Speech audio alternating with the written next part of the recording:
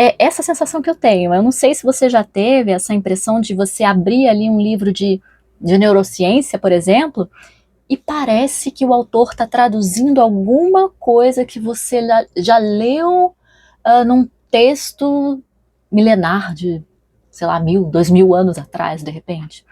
Então parece, gente, assim, isso é muito para mim, tá? Parece que nós passamos a vida criando muros, né, compartimentando tudo, ciência de um lado, espiritualidade do outro, a psicologia aqui, terapia holística ali, só que quando você encosta ali, né, entre uma parede e outra, você encosta o ouvido ali para ouvir, né, o vizinho, o som que vem do outro lado, ele é sempre o mesmo.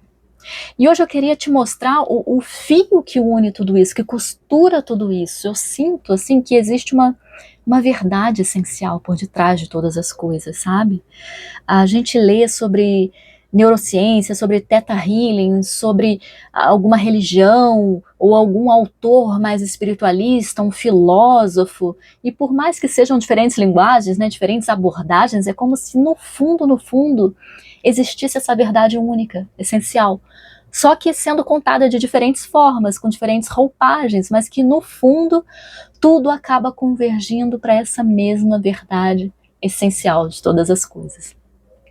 E eu te garanto que entender essa mecânica traz muita luz pra gente, né? É a chave para entender muita coisa. E às vezes até porque que a nossa vida trava em alguns pontos, né? Como que a gente pode destravar isso na raiz, já que a gente tem tantas fontes de conhecimento que levam para uma mesma essência.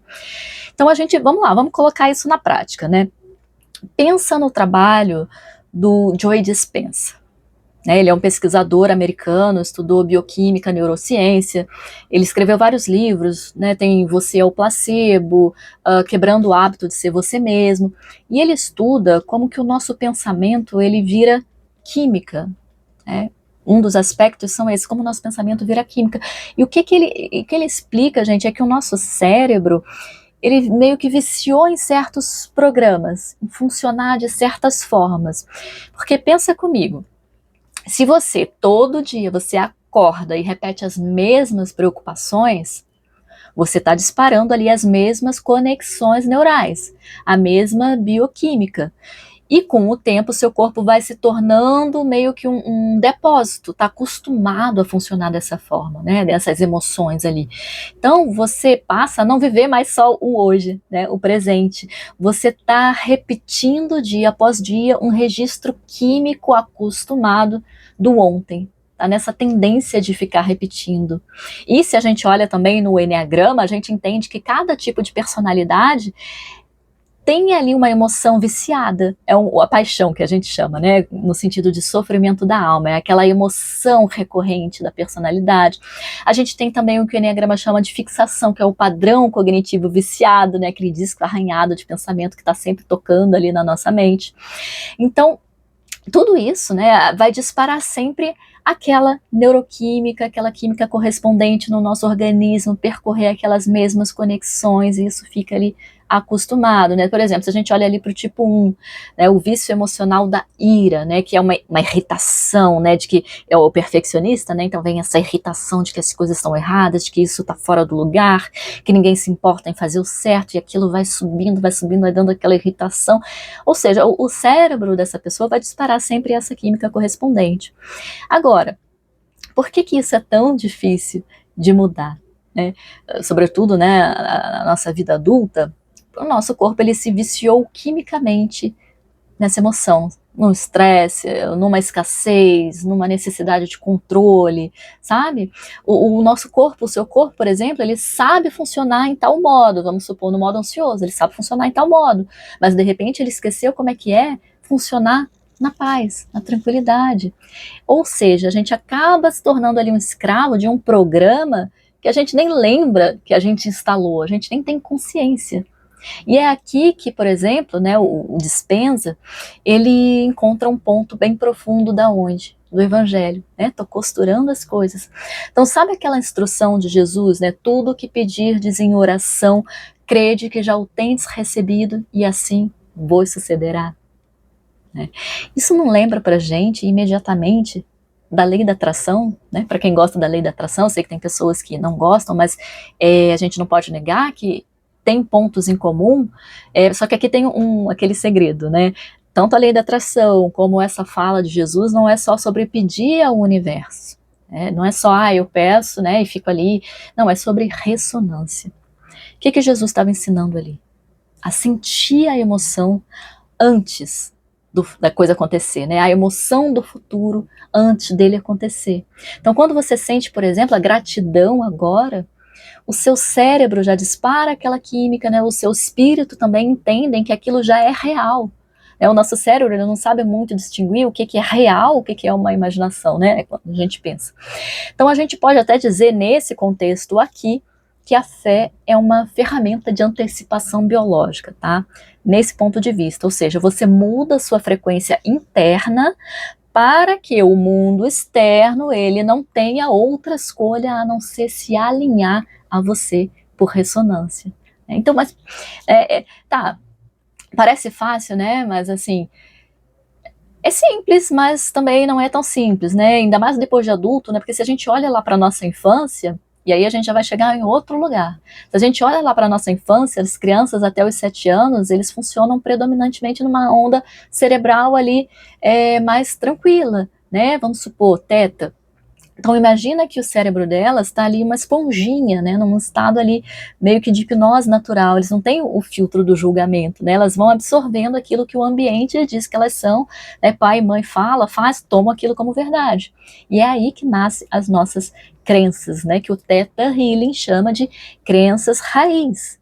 Ou seja, quando a gente é adulto, a gente tem ali ferramentas, né, como o Theta Healing, que nos permite voltar a esse estado de criança de forma mais consciente, a gente acessar as ondas Theta ali numa sessão, né, baixar a guarda da mente racional para poder chegar lá naquele lugarzinho, né, naquele diretório ali, aonde aquele disco riscado, né, tá, né, onde ele foi riscado ali, aquele programa, né, foi instalado. E quando a gente fala lá da psicologia, né, que ela fala do inconsciente, do subconsciente, de repente a espiritualidade pode entender isso como a memória da alma. Dá para ir traçando paralelos, sabe? Pelo menos no meu ver, eu consigo ir traçando paralelos, ideias, né, relacionadas.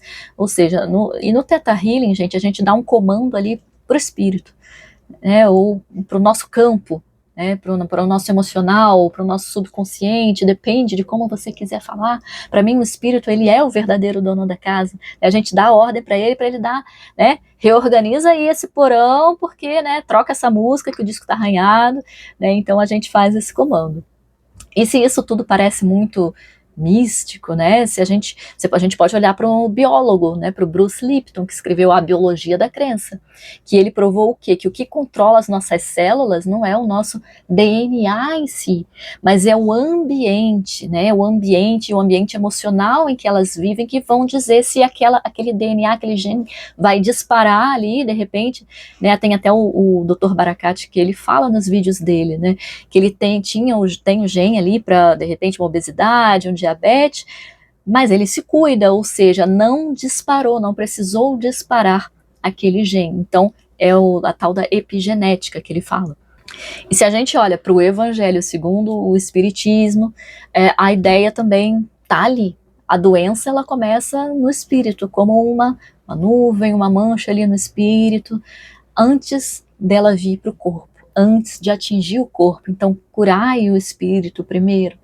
Então, como diz ali, a gente tem também aqui o livro A Doença como Caminho, que é um livrinho vermelho, né, que vai mais para o lado ali da psicossomática. Ele fala que o sintoma físico, ele é só o nosso corpo tentando comunicar um conflito que o nosso emocional ou que o nosso espiritual ainda não resolveu.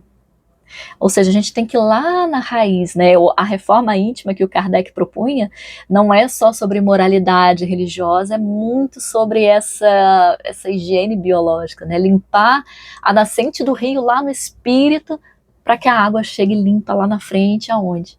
Nas nossas células. E precisa bancar isso também, né? Esse processo. Você vai fazer a limpeza e não sustenta. Como é que a gente sustenta essa limpeza do nosso caos ali no dia a dia?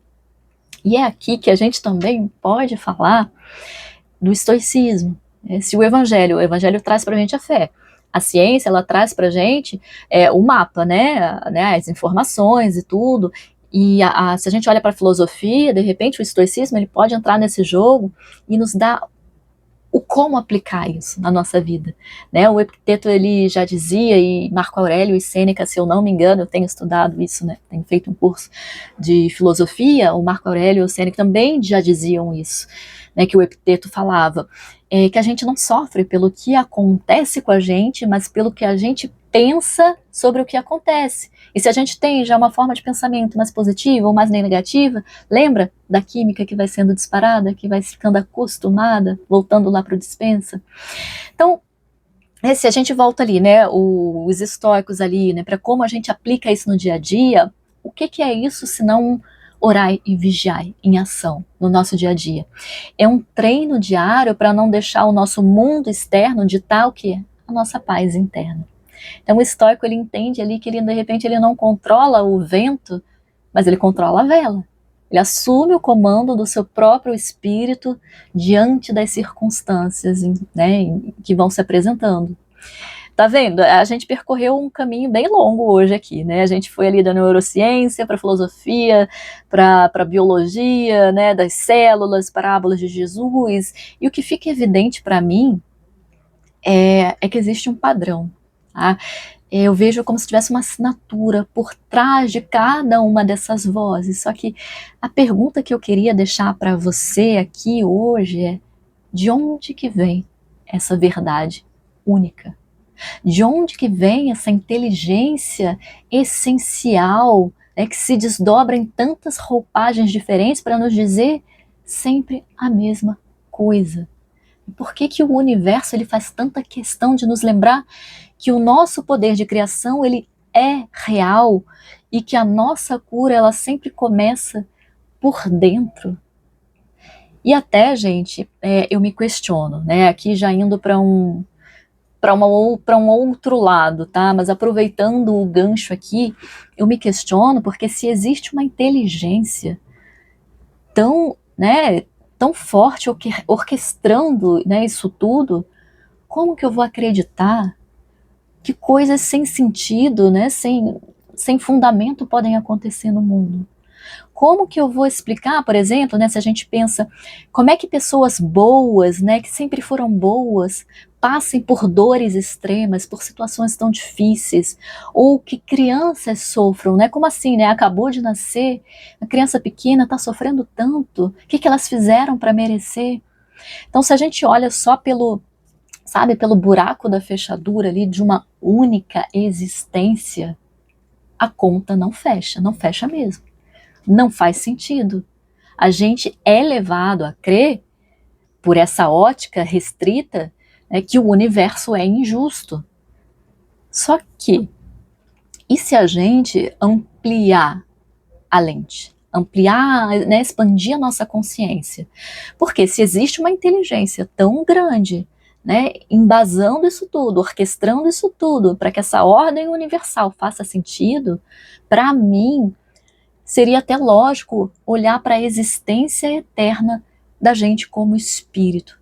Entender que o que a gente vive hoje pode ser a consequência de sementes que nós plantamos em outros tempos que não necessariamente nessa existência terrena aqui, sabe? É meio que olhar para a vida não como um capítulo só. Quando a gente olha para a vida como um capítulo só, a gente não entende o contexto todo, mas sim como uma parte de um livro infinito que está sempre se construindo, se desenvolvendo. Aí sim, a gente tira ali o peso da injustiça e isso traz para a gente de volta o quê? A dignidade da responsabilidade. Causa e efeito. Eu faço aqui, eu colho aqui, ao longo de vários capítulos de existência, de várias vidas. E eu acredito, gente, que nós somos seres eternos, em um processo contínuo de refinamento, de evolução, que cada vez que a gente vem, que a gente encarna aqui, a gente tem um planejamento evolutivo, tem um propósito, né? A gente não vem aqui, como o Arli Cravo fala, a gente não vem para cá para gastar a encarnação à toa. A gente vem aqui para evoluir, tem um planejamento. Então, talvez, gente, a resposta final não vai estar ali nos livros, né, nem no lógico racional, mas no silêncio, da gente se permitir ali, parar de julgar só a cena, sabe? É só uma cena de um filme, mas passar a confiar no diretor, né? Que tem a ideia do filme todo, que está conduzindo a gente, né, a atuar aqui nesse mundo, nessa existência. E outra coisa que eu me questiono é que como que eu, um ser humano, limitado, né, imperfeito por definição, porque só Deus é perfeito, porque, de repente, porque eu acho que a inteligência lógico-racional é a única que existe nesse universo, né, inclusive desconsiderando os outros tipos de inteligência, como que eu vou bater um martelo e vou ter a pretensão de afirmar que algo não existe só porque a minha compreensão limitada, racional, não consegue entender? Então, gente, esse é o meu ponto de vista, tá? Eu trouxe aqui um levantamento de reflexões, de possibilidades. É longe de querer trazer uma verdade absoluta, né? É mais essa coisa aqui de pensamentos, né? Se você tiver alguma coisa a acrescentar ou a corrigir, me conta, né? Escreve aqui nos comentários como que foi para você, como é que é a sua perspectiva dessa verdade essencial, de diferentes roupagens para uma mesma mensagem, ou até essa percepção de eternidade que eu trouxe aqui, né? Como é que isso toca o seu coração hoje? Deixa o seu comentário aqui embaixo, segue o canal e vamos continuar essa conversa. Então a gente se vê no próximo vídeo.